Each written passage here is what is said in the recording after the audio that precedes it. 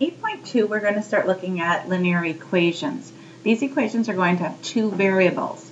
As we spoke about in 8.1, we're going to have x and y. X is our input and y is our output.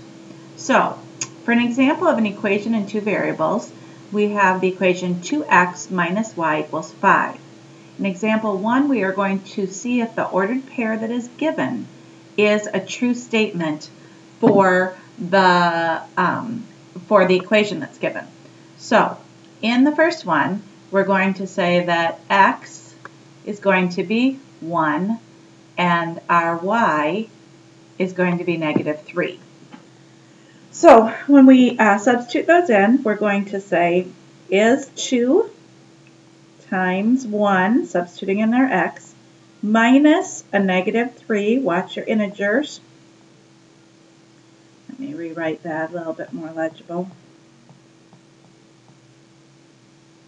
Okay, 2 times 1 minus a -3, is that equal to 5?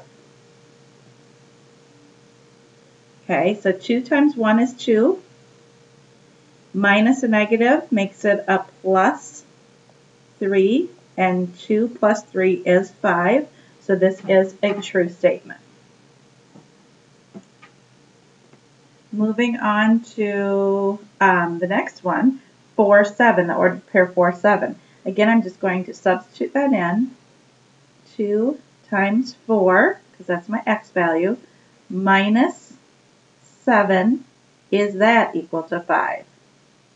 2 times 4 is 8. 8 minus 7 does not equal 5, so that is not a true statement. That will not be a solution, an ordered pair solution for that equation that's given. So moving on, this time finding solutions. We have a Hawaiian volcano that has erupted many times.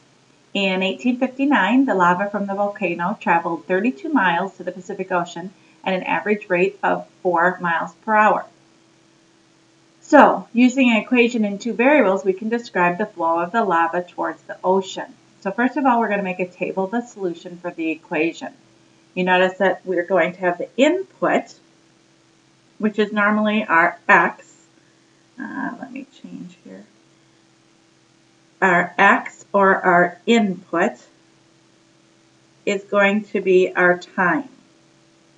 And our distance is going to be our output, or what we've been using as our y, which is our output.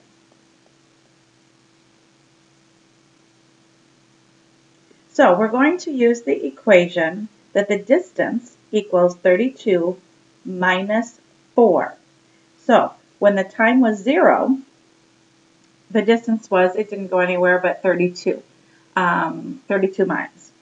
Okay, when we move to the next input after 1 hour, so we're going to do the distance equals 32 minus 4, because that was our rate of 4 miles per hour, times 1 hour. And so that made the lava moved 28 miles. And at 2 hours, then we're going to go ahead and put the distance equals 32 minus 4 times 2, and that means that it moved 24 miles. Okay? So find the solution of t when the distance is 0. So we have the chart. Let me just look at that. The chart.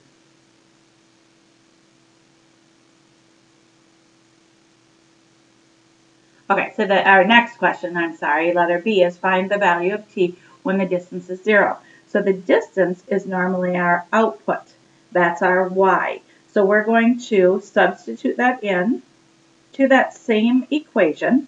So the equation was we're going to put the distance equals 32 minus 4 times t. So now we're going to go ahead and we're going to solve for our t. All right? To do that, we want to get our like terms together. So we're going to subtract 32 from both sides. We have a negative 32 equals a negative 4t.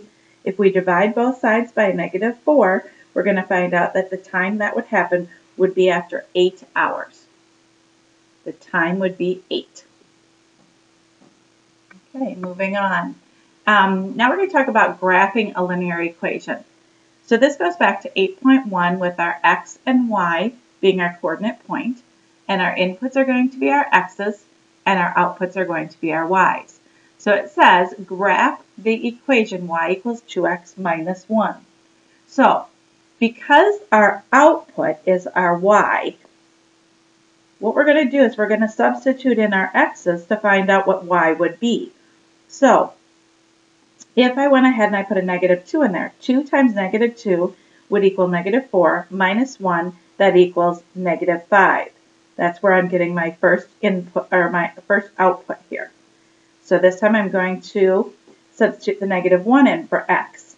2 times a negative 1 would be negative 2, minus 1 is my negative 3. When I substitute 0 in for x, 2 times 0 is 0, minus 1 would be a negative 1. Looks like that's a typo there. Get that negative in there. And I'll put that over here as well. Whoops, maybe I will.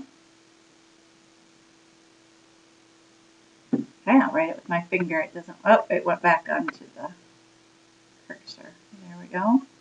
Okay, if I put 1 in there, 2 times 1 is 2, minus 1 is 1. And when I put the input of 2 in for x, 2 times 2 is 4, minus 1 is 3. Now you can see that after I've completed the input-output chart, I can then write those, go back to my white, I can then write those as coordinate pairs because I want to graph. So going to the next page, I've copied our chart here. However, it has the typo, so let me put that in there and put that in here as well. And so we're going to go ahead and we're going to graph this. So my first one will, the first ordered pair is negative 2, negative 5. So I'm going to go ahead and I'm going to take my point. Negative 2, I'm going to start at the origin, 0, 0. I'm going to go to the left 2. And because it's a negative 5, I'm going to go down 5. Next one is negative 1. I'm going to go over negative 1 and down to negative 3. My next pair is 0. So I'm not going to go left or right at all, but I am going to go down negative 1. My next point is 1, my first positive. I'm going to go to the right and then also up 1. And my last point, 2, 3. To the right 2, because it's positive, up 3. Now if you see, I can take my, this is a linear equation because linear means line. And if I connect my points, you can see that they are making a line. Now notice on my line, I have arrows on both ends because I could keep putting more x inputs into the equation and come out with more outputs. So there could be an infinite number of inputs and outputs, so we want to make sure that we have the arrows at the end of our lines. I'm going to pause and make this 2 days, I believe.